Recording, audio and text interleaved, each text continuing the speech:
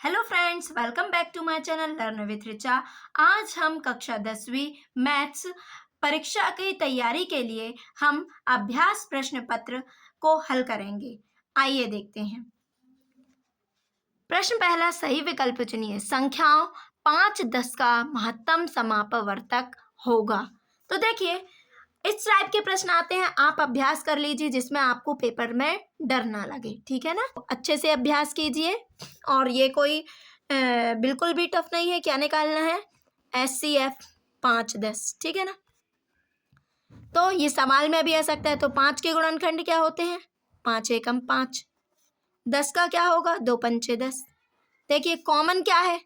SCF मतलब जो common है ना। तो कॉमन क्या होगा? 5 यहाँ भी आए, 5 यहाँ, तो क्या हो जाएगा? 5। तो SCF क्या हो जाएगा? 5। हमारा राइट आंसर क्या होगा? 5। ठीक है ना।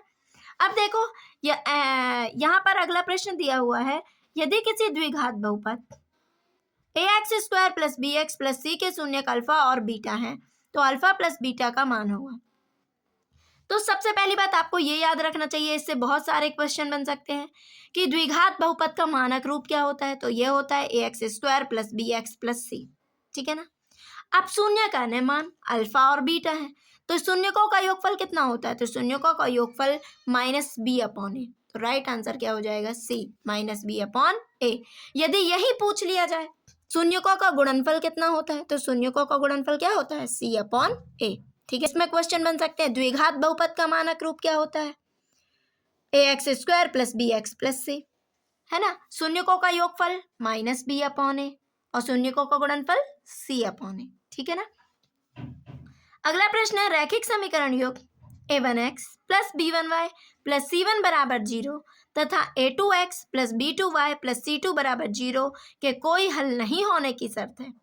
कोई हल नहीं होता तब क्या होता है? दो आपस में बराबर रहेंगे और ये बराबर नहीं रहेगा, अर्थात a1/a2 बराबर b1/b2 बराबर नहीं है c1/c2 के।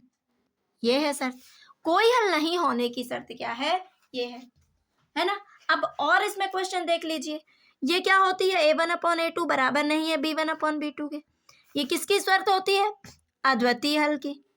किसकी शर्त होती है? अद्वितीय हल की, है ना। जब अद्वितीय हल होते हैं तो रेखाएं कैसी होती हैं? एक दूसरे को प्रतिच्छेद करती हैं, है ना। और कैसे हल होते हैं? अविरोधी हल होते हैं। और कैसे हल होते हैं? संगत हल होते हैं इस कंडीशन में। ठीक, इसमें जब कोई हल नहीं होता तो कोई हल नहीं की कंडीशन ये है, इसी को बोलते हैं, जब ऐसी कंडीशन होती है तो क्या होते हैं? असंगत हल होते हैं। रेखाएं कैसी होती हैं? समांतर होती हैं। ठीक, अब जब a1/a2 बराबर b1/b2 बराबर c1/c2 है, तो कैसे हल होंगे? अनंततः अनेक हल होंगे। क्या होंगे? अनंततः अनेक हल। क्या होंगे? अनंततः अनेक हल होंगे।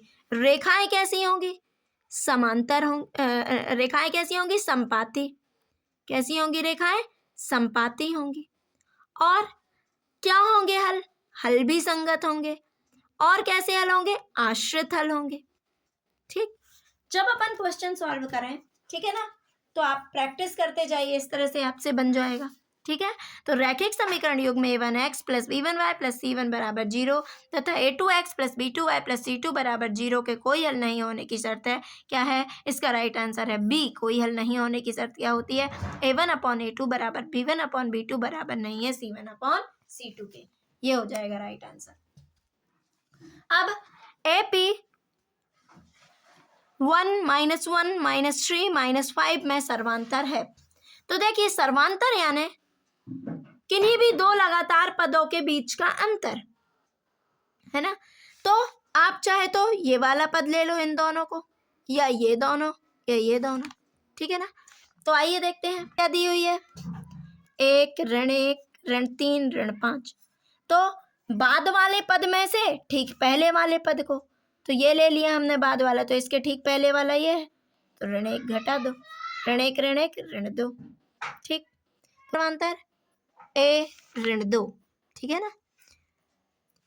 यदि किसी त्रिभुज की एक भुजा के समांतर अन्य दो भुजाओं को भिन्न भिन्न बिंदुओं पर प्रतिच्छेद करने के लिए एक रेखा खींची जाए, तो अन्य दो भुजाएं भी एक ही अनुपात में विभाजित हो जाती हैं, इस कथन को निम्नलिखित किस नाम से जाना जाता है?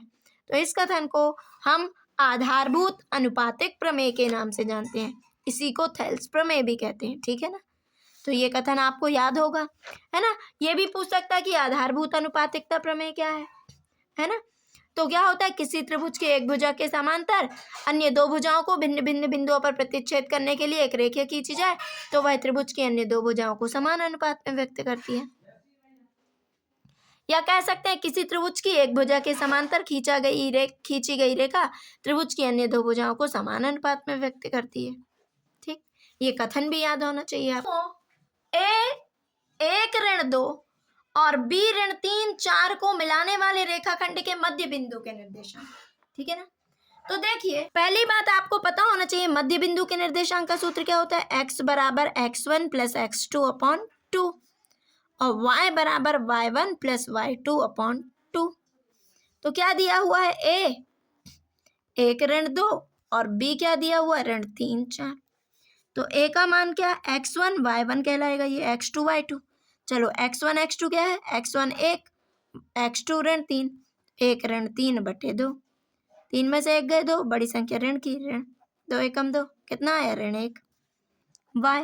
y1 प्लस y2/2, y1 क्या है, ऋण 2, y2 कितना है, 4/2, 4 में से 2 गए 2, 2 एकम 2, 2 एकम 2, कितना आया ये।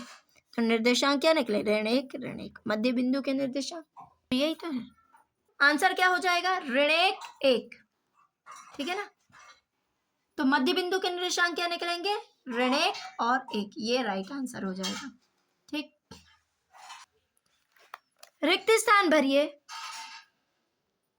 3√2 एक संख्या है, तो 3√2 कौन सी संख्या है, अपरिमेय संख्या है। आप यहां भर दीजिए अपरिमेय। यदि px एक द्विघात बहुपद है, ठीक है ना, px एक क्या है, द्विघात बहुपद, तो px बराबर 0 क्या हो जाएगा, तो px बराबर 0, जब बहुपद 0 के बराबर हो जाता है तो वो क्या बन जाता है, समीकरण।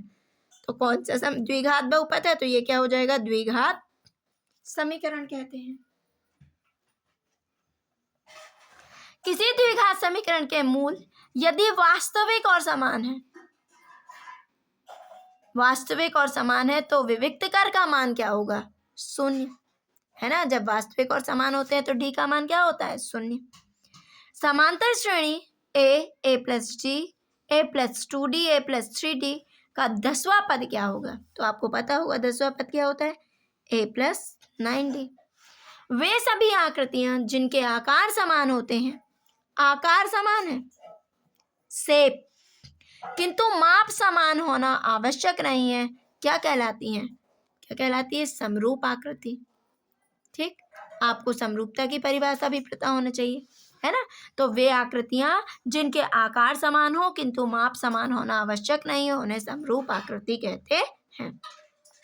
अब समरूप आकृति है कौन, सभी समबाहु त्रिभुज, वर्ग, वृत्त, घन, ये सब कैसी आकृति हैं, समरूप आकृतियां हैं। अब देखो बिंदु 0, 4 किस अक्ष पर स्थित होगा, तो x का मान 0 है, y है, तो किस अक्ष पर स्थित होगा, y अक्ष पर। ठीक, प्रश्न है, सत्य असत्य लिखिए। यदि a b c AP में है तब b बराबर a प्लस c/2 होता है ना। यदि a b c एक समांतर श्रेणी में है तो b बराबर क्या होगा, a प्लस c/2, ये क्या हो जाएगा, सत्य। ठीक है, ये समांतर माध्य कहलाएगा ना, b बराबर a प्लस c/2। ठीक, ये उस खालिस्तान में भी पूछ सकता है, यदि a b c एक समांतर श्रेणी में है तो b बराबर क्या होगा, a प्लस c/2।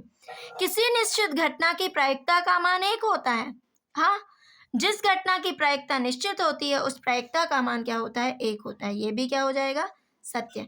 निश्चित घटना की प्रायिकता 1 होती है, ठीक है ना। गोले का संपूर्ण पृष्ठ πr² होता है जहां r गोले की त्रिज्या नहीं, ये क्या हो जाएगा, असत्य। गोले का संपूर्ण पृष्ठ क्या होता है, 4πr²।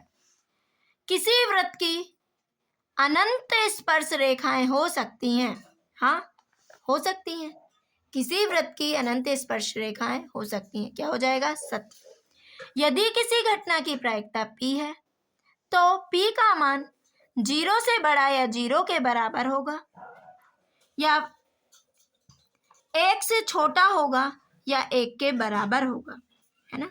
तो किसी घटना की प्रायिकता का मान याद रखना आप 0 से बड़ी होगी या 0 के बराबर होगी, लेकिन 1 से क्या होगी? छोटी होगी, 1 के बराबर चल जाएगी, 1 से अधिक नहीं होगी। तो क्या हो जाएगा? सत्य। ठीक।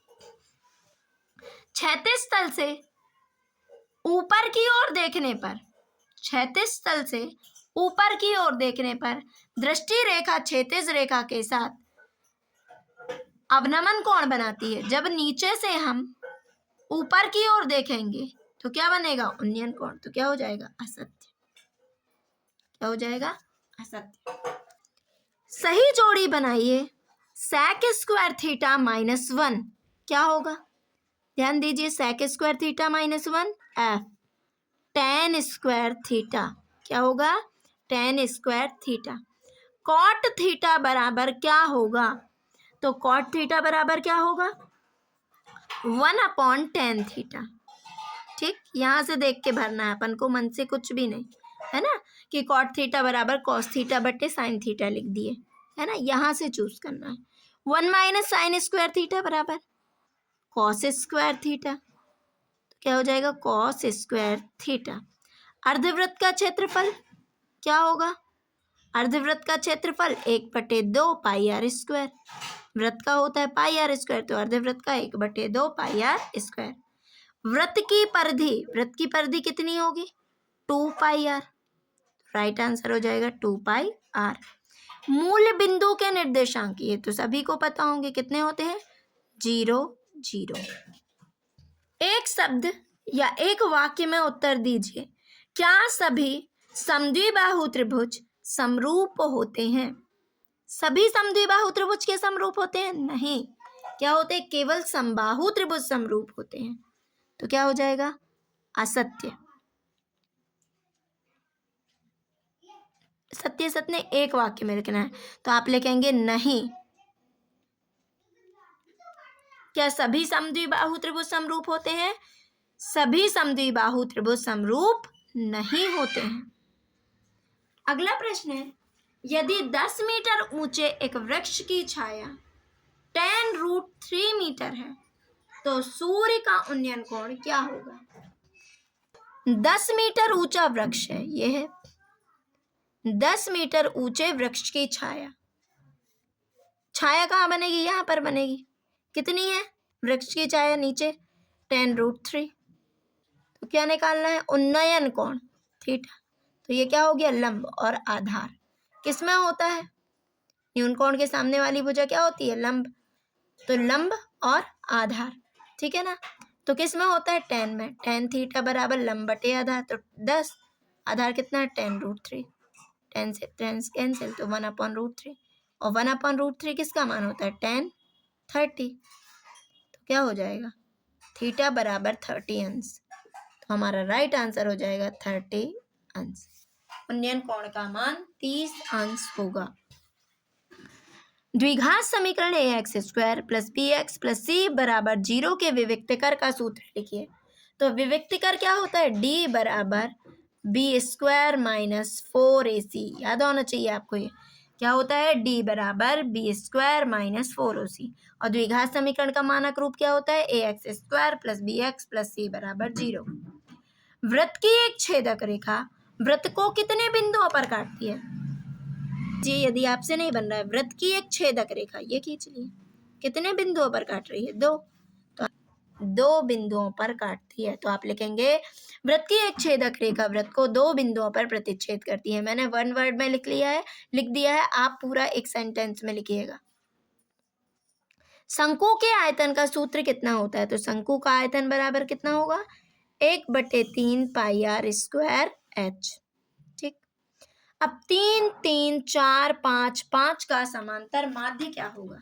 तो समांतर माध्य ने 3 3 4 5 5, ठीक है ना। 3 3 4 5 5 ये संख्याएं दी हैं। तो इन सबको जोड़ो, 3 3 6, 6 4 10, 10 5 15, 15 5 20। कुल संख्याएं कितनी है? 1 2 3 4 5। इन सबको जोड़ के जितनी संख्या है उतने से भाग दे दीजिए। 5 है, 5 एकम 5, 5 चौके 20। कितना हो जाएगा समय? क्या होगा? 4। ठीक, इस तरह से निकलना है। प्रश्न है, HCF 306 657 बराबर 9 दिया है, तो LCM 306 657 ज्ञात कीजिए। तो आइए देखते हैं। तो क्या निकालना है? दिया क्या है? HCF 306 657 बराबर 9। क्या निकालना है? LCM 306 657 बराबर ज्ञात करना है। ठीक, तो हम क्या जानते हैं? दो संख्याओं का गुणनफल उनके HCF और LCM के गुणनफल के बराबर होता है। तो सूत्र आपने पढ़ा होगा, HCF AB into LCM AB बराबर A इंटू B, ये होता है। तो HCF कितना है? आगे संख्याएं लिख लो, A और B क्या कहलाएंगी? संख्याएं। तो संख्याएं कौन सी है? 306 657 इंटू LCM 306 657 बराबर 306 गुणित 657। HCF कितना है? 9। LCM 306 657 बराबर 306 गुणित 657। अब ये गुणा में है तो काहे में चला जाएगा? भाग में। तो पक्षांतर करेंगे तो भाग में चला जाएगा। 306 गुणित 657 बटे 9, 9 एकम 9, 9 तिया 27, 3 बचे 9 चौके 36, तो 34 गुणित 657। तो गुणा करने पर क्या आएगा? 22,338। ठीक, ये हमारा आंसर हो गया। तो ये आप अच्छे से सीख लीजिए बिल्कुल। प्रश्न है, दर्शाइए कि 5 माइनस रूट 3 एक अपरिमेय संख्या है। तो देखिए क्या दिया हुआ है, दर्शाइए कि 5 माइनस रूट 3 एक अपरिमेय संख्या है। तो देखिए इसको सिद्ध करना है हमें। तो माना कि 5 माइनस रूट 3 एक परिमेय संख्या है, ठीक है ना। इसको हम उसका उल्टा मान लेते हैं। ठीक, तो क्या हो जाएगा? परिमेय संख्या को हम P बटे Q के रूप में लिखते हैं ना, तो ये लिख लिए P बटे Q बराबर 5 माइनस रूट 3। ठीक, जहाँ P व Q पूर्णांक है, Q नॉट इक्वल टू 0। ठीक है, तो आप लिख सकते हैं ना, है ना। वह P व Q सहअभाज्य पूर्णांक है। ठीक, अब ये हो गया। अब यहाँ पर ये देखिए, ये माइनस का है, तो आप इस माइनस रूट 3 को इस साइड ले आइए और P बटे Q को यहाँ ले जाइए।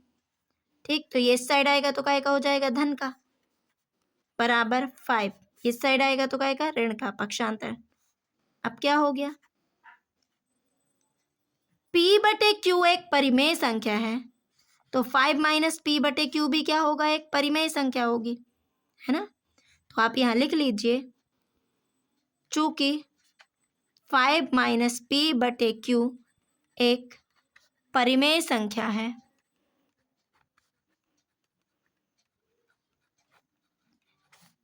इसलिए रूट 3 भी एक परिमेय संख्या होगी। किंतु, है ना, परिमेय संख्या होगी, किंतु हम जानते हैं कि रूट 3 एक अपरिमेय संख्या है।